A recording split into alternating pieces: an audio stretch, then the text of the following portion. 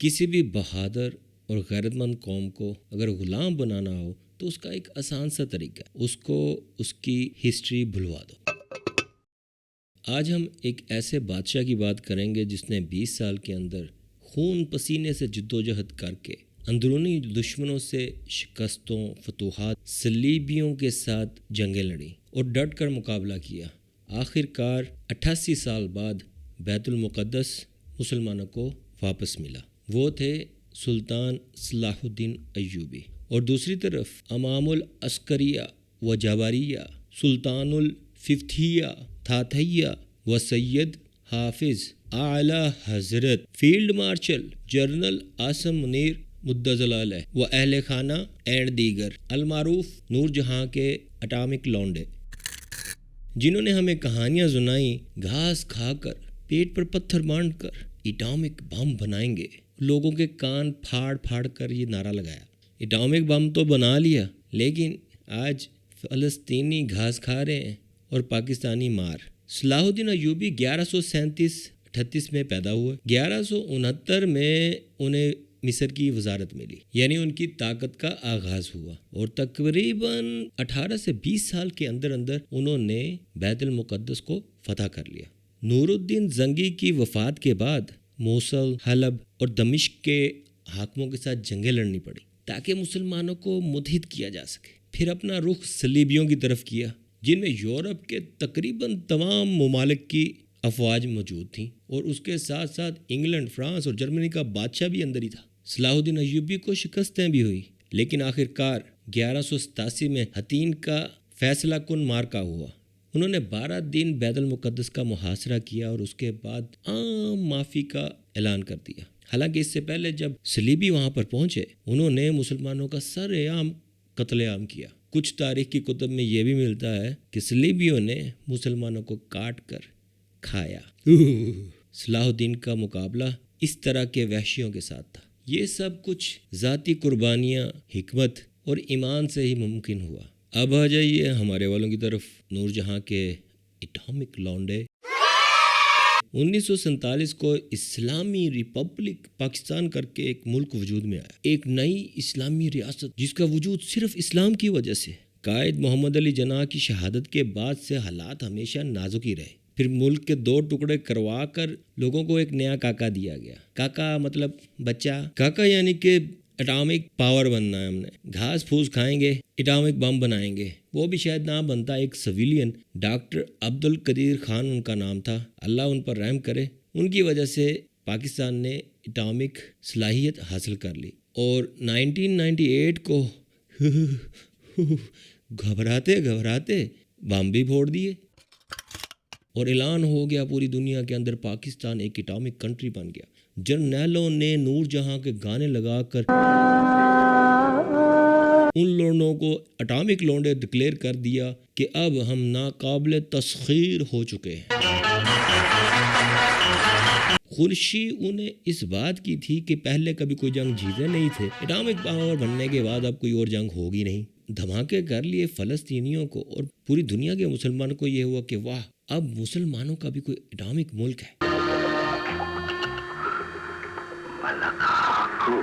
سب کے حوصلے بلند ہوئے، لیکن اسی دوران اب کوئی جنگ تو ہوتی نہیں تھی، تو کیا کیا جائے؟ پاکستان آرمی کو کسی بھی طرح ایکٹیو رہنے کے لیے کچھ نہ کچھ تو کرنا ہے۔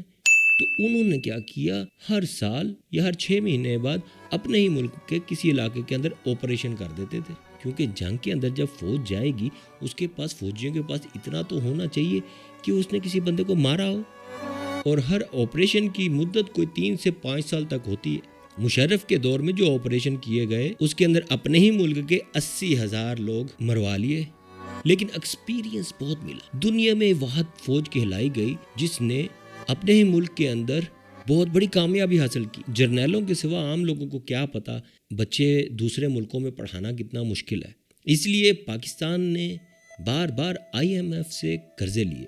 اب وہ قرضے ادا کرنے کے لیے بہت کچھ کرنا پڑتا تھا، جیسے کہ بارڈر سے تیل کی سمگلنگ، زمین پر قبضہ کر کے پھر پلاٹ بنا کر لوگوں کو بیچنا، یہاں تک کہ اب کھیتی باڑی بھی کرنی پڑ رہی ہے۔ یعنی حالات واقعی نازک سے نازک ہو گئے، لیکن مسلمانوں کا ان کے اوپر ابھی بھی بہت گمان تھا کہ جب بھی موقع آئے گا فلسطین کو، کشمیر کو یہی آزاد کروائیں گے۔ وقت گزرنے کے ساتھ ساتھ پاکستان کی کرنسی بھی گرتی گئی، جس کی وجہ سے حالات اور نازک ہو گئے۔ ایسی صورتحال سے سلطان صلاح الدین کا پالا نہیں پڑا تھا۔ اس نے اپنے بچے دوسرے ملکوں میں نہیں پڑھانے تھے، نہ اس کے پاس IMF تھا، وہ قرضہ دے کے جو مرضی کروا لیں۔ پھر گھر کے اخراجات، حالانکہ قوم ان کو فری پٹرول، بجلی، باورچی گاڑی، پلاٹ سب کچھ ملتا ہے، لیکن پھر بھی خرچے بہت بڑھ گئے کیونکہ پاکستان کی کرنسی گرتی جا رہی تھی ڈالر کے مقابلے پر۔ آج اگر صلاح الدین ایوبی زندہ ہوتے شاید وہ بھی سمجھ جاتے نہیں یار، اس وقت میں جنرلوں کو پالنا بڑا مشکل ہے، چاہے وہ سید ہو، چاہے وہ قرآن کی آیتیں بھی پڑھ کے سناتا ہو، دنیا میں زندہ رہیں گے پھر ہی کچھ کر سکیں گے نا۔ حالات پھر یہاں تک آ گئے، جو چیز اسرائیل فلسطینیوں کے ساتھ کرتا تھا، غزہ سے ایک جگہ سے دوسری جگہ کر کر وہاں پر بمباری کرتا تھا، انہیں مارتا تھا، وہ وہاں سے اٹھ کے پھر دوبارہ پہلی جگہ پر جاتے تھے، وہاں پہ پھر بمباری کرتا تھا، وہاں سے ان کو کسی تیسری جگہ پر بھیج دیتا تھا۔ وہی طریقہ کار ہماری آرمی نے KPK کے علاقے میں شروع کیا، جیسے مثال کے طور پر وادی تیرا کے لوگوں کو وہاں سے نقل مکانی پر مجبور کیا، بالکل ویسے ہی جیسے اسرائیل فلسطینیوں کے ساتھ کرتا ہے۔ اب لوگ کہیں گے کہ تم آرمی کے خلاف بول رہے ہو، ارے بھائی یہ وہ والے حالات نہیں رہ گئے۔ صلاح الدین کے دور میں غیرت ہوتی تھی، ابھی ہر چیز کرنی پڑتی ہے، بندے کو سمجھنا ہوتا ہے دشمن کیا سوچ کے کیسے کر رہا ہے، پہلے خود اس کے اندر گزرنا پڑتا ہے، پھر ہی آپ دشمن کا مقابلہ کر سکتے ہو۔ صرف اس وجہ سے مشرف کے دور سے شروع ہوا کام ابھی حافظ صاحب نے پھر شروع کیا کہ لوگوں کی نقل مکانی کرواؤ اور وہاں پر ڈرون پھینکو، بم باری کرو، جیسے کہ اسرائیل کرتا ہے، تاکہ سمجھ سکیں سائیکی کیا ہے اسرائیل کی۔ اگر KPK کے علاقے میں کوئی 2 سال سکون ہو جائے، وہ دوبارہ واپس بلوچستان میں، وہ تو ہر وقت ایسے ہی ہے جیسے PUBG بلوچستان کے اندر۔ اور یہ بات بھی میں وثوق سے کہہ سکتا ہوں، یہ سارا تجربہ حاصل کرنے کے بعد We killed, we targeted, not Afghans, we targeted, یہ تو خود کہتے ہیں نا کہ جی یہاں پہ یہ پاکستانی ہیں، we targeted own citizens۔ Pakistan army فلسطین کو، کشمیر تو بالکل ساتھ لگتا ہے نا، اس کا تو مسئلہ کوئی نہیں ہے، وہ تو کبھی بھی آزاد کروا سکتے ہیں۔ یہ PTI والے ایویں باتیں کرتے ہیں، فلسطین اتنا دور، پہلے دور والا کام کرنا چاہیے، کشمیر تو یہ ساتھ ہے یار، جب دل چاہے تب آزاد کروا سکتے ہیں۔ ہاں، اور کوئی نہیں تو وہ لال ٹوپی والے سے پوچھ لو جو غزوہ ہند کر کر کے باولا ہو گیا تھا، آج پتہ نہیں کہاں پر ہے، شاید کسی ویران علاقے میں اس کو آرمی نے امام مسجد بنا دیا ہوگا۔ لہٰذا آرمی نے کشمیر کی بجائے فلسطین کا سوچا، وہ جا رہے تھے وہاں پر، جب انہوں نے دیکھا کس طرح سے فلسطینیوں کے پر خچے اڑ رہے ہیں، ان کے چھوٹے چھوٹے معصوم بچے سنائپر گولیاں مار رہے ہیں، یہ بھی پریکٹس کی آرمی نے PTI والوں کے اوپر، سمجھنے کے لیے کہ اسرائیلی یہ کیسے کر لیتے ہیں، اس کو سمجھنے کے لیے انہوں نے PTI کے اوپر سنائپر بٹھائے، دماغ پر گولیاں ماری، تاکہ وہاں پہنچنے سے پہلے سب ہر چیز کا علم ہو بندے کو، سمجھدار سیانے ہیں ہماری آرمی، نمبر 1 ایسے نہیں کہتے۔ تو جب مکمل تیاری ہو گئی، وادی تیرا سارا وہ KPK وزیرستان، پھر بلوچستان میں ابھی تازہ پھر دوبارہ PUBG ہوا، بلوچستان میں تو ہوتا رہتا ہے، اب مکمل تیار تھی آرمی۔ صلاح الدین ایوبی یاد آ رہا تھا، جب جانے لگے وہاں پر تو اگلوں نے کہا کہ بھیا IMF کے اتنے پیسے دینے ہیں، تم سب کے بچے ہمارے ملکوں میں پڑھتے ہیں، ان کی فیسیں نہیں ادا کرنی، تمہارے سے پہلے والے جزیرے لے کے بیٹھ گئے، کیا کمایا تم نے، ابھی سے جنگ پہ چلے جاؤ گے کیا؟ تم ایسا کرو اپنے فوجی ہمیں بھاڑے پہ دے دو، لڑنا کیوں ہیں؟ فلسطینیوں کی اسی طرح دیکھ بھال کرنا چاہتے ہو نا جس طرح تم KPK اور بلوچستان میں اپنے لوگوں کی کرتے ہو، تو بھائی جھگڑا کس چیز کا؟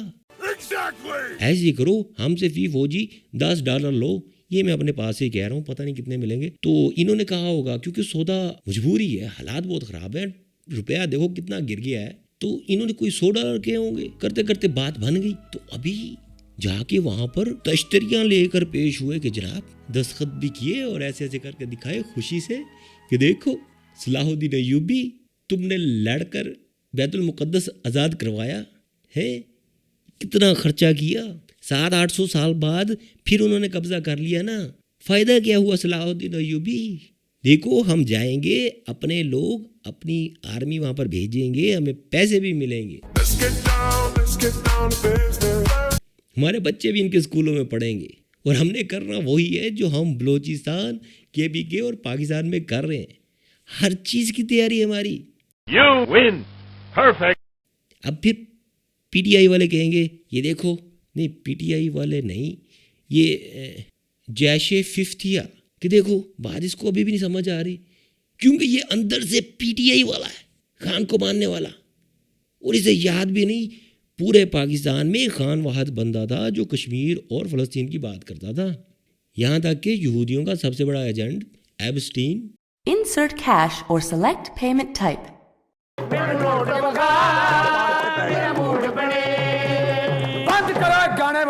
جیفری جو تمام بڑے بڑے ممالک کے سربراہان کو بچیاں سپلائی کرتا تھا, اس نے کہا کہ بھائی عمران خان جو ہے پوٹن اور شی جی پنگ سے بھی زیادہ خطرناک ہے, اور یہ اس کا اسلامی دماغ ہے, اس کو ہٹاؤ. اب ہماری پاک آرمی, پاک ہولی آرمی ہماری, اسے تو دنیا کی بڑی فکر ہے نا, ہر وقت دنیا کو دکھانا کہ ہم کتنے اچھے. تو جلدی سے عمران خان کو پکڑا, اس کو ڈالا جیل کے اندر. آج پورے 1011 دن ہو گئے, وہ بھی قید تنہائی میں رکھا صلاح الدین ایوبی کو دکھانے کے لیے کہ دیکھو فلسطین اور کشمیر کی بات کرتا ہے. وہ دور گیا. شاید ان کا سوچنا یہ ہے کہ مرنا تو ہر ایک نے ہے ہمارے سوا, یا ہمارے بچوں کے سوا, جرنیلوں کی بات کر رہا ہوں. تو جب مرنا ہر ایک نے ہے تو کیوں نہ اس کا فائدہ اٹھایا جائے. وہ دیکھو جی ویسے بھی تو اسرائیل نے مارنا ہی ہے, امریکہ ان کے پیچھے ہے, کیا کر سکتے ہیں, ہمیں کوئی نہ کوئی کانٹریکٹس مل جائیں گے, پاکستان کے اوپر وہ چارجز اور لگا دے گا, ہمارے خرچے پہلے پورے نہیں ہو رہے, ابھی تو ہمیں کاشتکاری بھی کرنی پڑ رہی ہے, پاکستان کا ہر محکمہ ہر کاروبار ہم نے سنبھال لیا, پھر پوری نہیں پڑ رہی.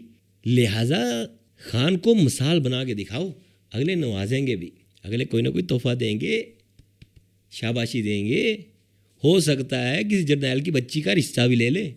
Really? وہ بیچارہ ایبسٹین نہ مرتا, ہو سکتا ہے وہی کوئی استعمال کر لیتا ہے ان کے گھر والوں کو, کیا پتا یار. ہمیں اس بات کو تو ماننا پڑے گا. عام لوگ تو کسی نہ کسی بھی طرح کیڑے مکوڑوں کی طرح زندگی گزار لیتے ہیں, جرنیلوں کا ان کا تو حق بنتا ہے نا. اب ان کے بچے, انہیں اعلیٰ تعلیم بھی چاہیے, انہوں نے پوری کوشش کرنی کہ ایک جزیرہ چاہے چھوٹا ہی ہو وہ لے لیں. اگر جزیرہ نہیں بنتا تو 2-4 ملکوں کی نیشنلٹی مل جائے, وہاں پر پراپرٹی بن جائے جس سے کرایہ آ سکے, اتنا حق تو بنتا ہے ان کا نا. تو اب جن لوگوں نے مرنا ہی مرنا ہے, ہر ایک نے مرنا ہے, اس کے بدلے اگر جرنیل اپنا فائدہ کر جائیں, یہ پاکستانیوں کو سمجھنا چاہیے, جذباتی نہیں ہونا چاہیے.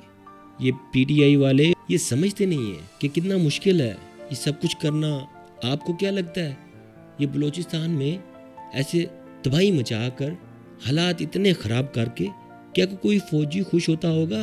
وہ تو اپنے سینئر کے ہی احکامات مان رہا ہوگا نا.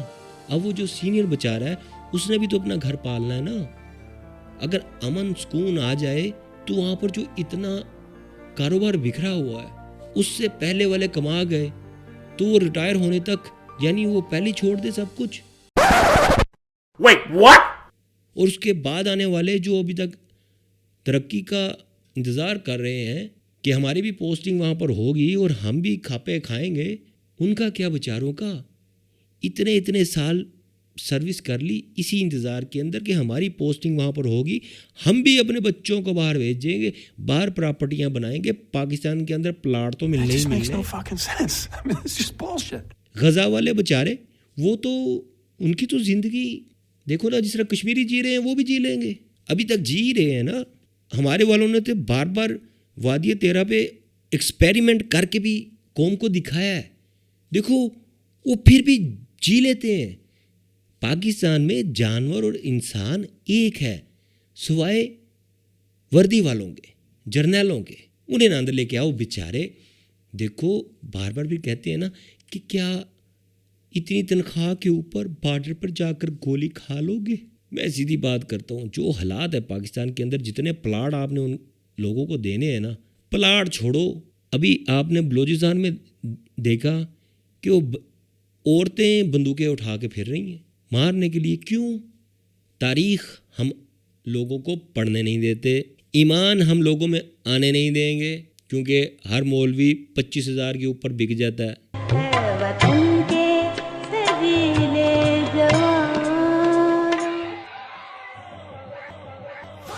باقی ہمارے حافظ کو بھی آیتیں آتی ہیں، وہ آیتیں سنا کے کچھ بھی آپ کے اوپر ثابت کر سکتا ہے.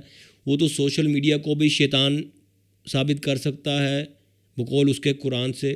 اور یہ تو ماننا پڑے گا کہ صلاح الدین ایوبی کے دور میں IMF تو نہیں تھا، نہ ان کے جرنیلوں کے بچے دوسرے ملکوں میں پڑھتے تھے، نہ ان کو 4 گاڑیاں چاہیے ہوتی تھیں. خرچے ہیں بہت. قوم کو یہ سمجھنا چاہیے، اور اسپیشلی PTI والوں کو. سالو تمہیں سمجھ نہیں آتی؟ جرنیلوں کے خلاف بولتے ہو ہیں؟ تمہیں کیا پتہ بھی ہے کتنی محنت کر کے قوم کا پیسہ لگا کر ایک جرنیل بنتا ہے؟ کتنی ٹریننگ، امریکہ کے وزٹ. اب وہ جب جرنیل بن گیا اس کا رانجھا تو راضی ہو لینے دو. حقوق کی بات کرتے رہتے ہو. پھر کیا ہوا آج تک انہوں نے کوئی جنگ نہیں جیتی؟ PTI والوں، جنریشن Z، سمجھ ہی نہیں آتی تمہیں؟ جنگ ہارنا بھی ایک ہنر ہے، میں آپ کو بتا رہا ہوں، اور وہ بھی بار بار ہارنا بھی ایک ہنر ہے. اور اس کے بعد اپنے ہی لوگوں کے اوپر بار بار آپریشن کرنا وہ بھی ایک ہنر ہے. ایک سال میں جس جگہ پر 70 کے 78 ہزار آپریشن ہوئے ہوں، فی ڈے کتنے بنتے ہیں بہرحال، اور پھر بھی وہاں پر ذرا سا بھی امن و سکون نہ ہو، یہ بھی ایک ہنر ہے. پتہ ہے اتنا گھٹیا قسم کی پرفارمنس دینے کے لیے کتنی محنت کرنی پڑتی ہے. اپنے لوگوں کے اوپر بندوق تانتے ہوئے کتنا جگرا چاہیے. PTI والوں باتیں کرتے ہو، کبھی دیکھا ہے کوئی پاکستان کے لیے کچھ بڑا کام کر دیا ہو؟ دیکھا ہے کبھی؟ فخر کرنا چاہیے، ہنر ہے یہ کتنا بڑا. کبھی انہوں نے کشمیر کو آزاد کروانے کا کوئی پکا پلان بنایا ہو؟ تبھی چھیڑتے نا انڈیا کو، جب اپنی ان کی حکومت آ جاتی ہے اس کے اندر، حالات نازک کے اندر، تبھی چھیڑخانی ہوتی ہے نا. لیکن آپ سمجھتے نہیں ہو یہ بہت بڑا ہنر ہے. کم عقلو، پھر جذباتی ہو کر تم صلاح الدین کی باتیں کرتے ہو. آپ کو کیسے پتہ؟ آپ کو کیا غیب کا علم ہے؟ سلطان ایوبی اگر اس دور میں ہوتا، ہو سکتا وہ بھی کہہ رہا ہوتا کہ پاکستان آرمی نمبر 1 ہے، لڑے بغیر انہی لوگوں سے اپنے فوجی وہاں پر بھیجنے کے پیسے لے رہے ہیں. سوچو کتنا ہنر چاہیے اس چیز کے لیے. جس ملک کے پاسپورٹ پر لکھا ہو کہ یہ پاسپورٹ اسرائیل جانے کے قابل نہیں ہے، اس ملک کی آرمی اسی ملک کے لیے چومی چاٹا کر رہی ہو. کتنا ہنر چاہیے. نمبر 1 ہے. PTI والوں آپ کو سمجھ نہیں آتی. جنریشن Z، اوپر سے الفا بھی آ گئی. اور عمران خان کو بھول جاؤ. ایک آدھا بندہ ایسا کہیں پہ بھی نکلاتا ہے اللہ والا، ویسے دماغ خراب کر کے خود تو وہ چلے جائے گا، بعد میں سب کو حلال پہ لگا دے گا. Oh, hell no! سوچو محنت کرنی پڑے گی. جو ہنر ہمارے پاس ہیں یعنی کہ جرنیلوں کے پاس، وہ ضائع ہو جائیں گے. کوئی جنگ نہ جیتنا، اپنا کام نہ کرنا، تیل کی دلالی کرنا، پاکستان کا ہر کاروبار خود سنبھال لینا، فوجی فاؤنڈیشن بنا لینا. صلاح الدین بنا سکا تھا ایوبی فوجی فاؤنڈیشن. صلاح الدین ایوبی نے چند $1 ملین بھی نہیں دیکھے ہوں گے. فوجی فاؤنڈیشن کے اپنے سالانہ $100 ارب سے اوپر کا ہے ان کا ہیر پھیر. کتنی محنت کرنی پڑی ہوگی یہاں تک پہنچنے کے لیے. پاکستان کی قوم کو کتنا نوچنا نچوڑنا پڑا ہوگا. کیا سمجھتے ہو یہ آسانی سے ہو جاتا ہے؟ PTI والوں سمجھتے نہیں ہو تم.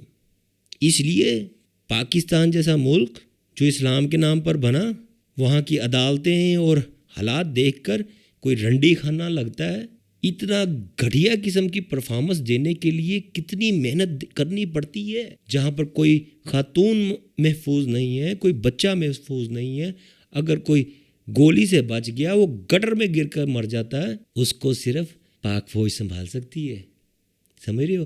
کیونکہ اس ملک کو وہی اس نہج پر لے کے آئے ہیں. آپ کے پاس وہ سارا ایکسپیرینس نہیں ہے.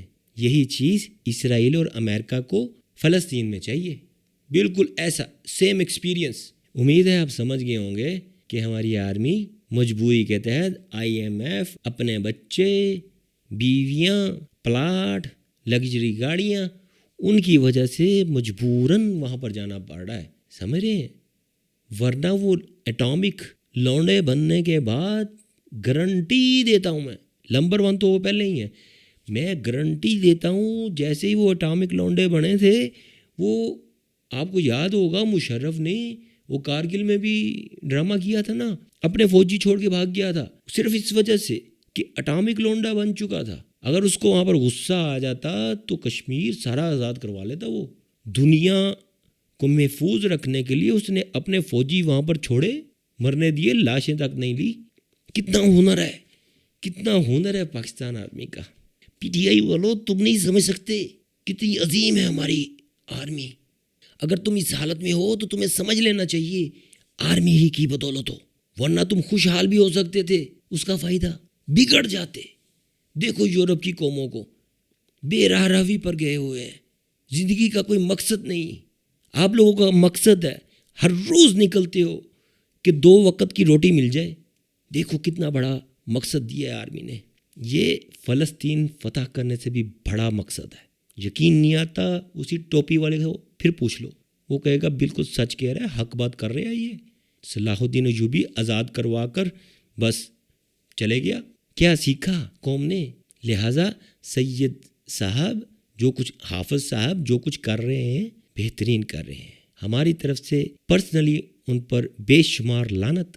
جو کچھ وہ کر رہے ہیں، پاکستان آرمی کو صلاح الدین ایوبی کا کچھ تھوڑی سی غیرت لے لینی چاہیے تھی. سٹینڈ ہی لے لیتے، وہاں پر تو نہیں جانا تھا.